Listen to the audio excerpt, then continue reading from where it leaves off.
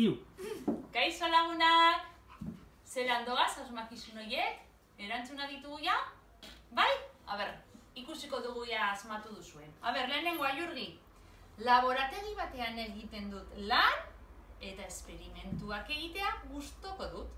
Nor naiz? Zientzialaria. Oso ondo! Zientzialaria! Eta bigarrena. Eta zuek? Haiek ere asmatu dute? Bai. Seguru baietz. Eta bigarrena.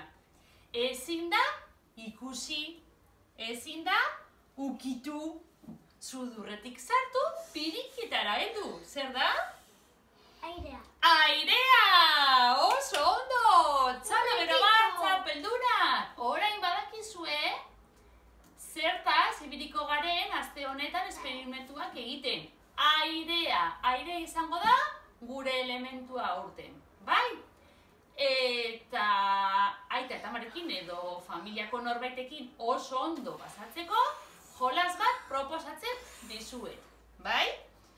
Hartu ondo airea, sudurretik, bete bidikiak, eta bakarrik behar duzue lastotxo bat eta pelotatxo bat. Izan ala pinponekoa, horrelako ponpoia, edo, zuek nahi duzuena. Zer? Pero, odo badau bai. Baloi bat igual oso handia, ez? Venga, jartzen dugu lurrean. Venga.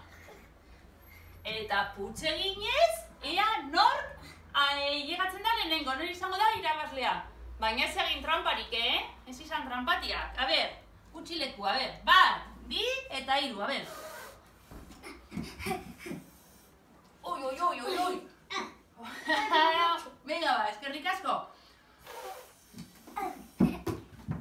Ai, irabaziko dut. Oi, oi, oi, Jurgi. Oso ondo! Bostekoa, txapeldun! Oraingoan, Jurgi irabazi du. Ea zuen etxetan, norden irabazlea. Venga, animo, txapeldunak! Ondo pasa, agur! Zan agur, bihotza? Atletirena. Agur! Atletik.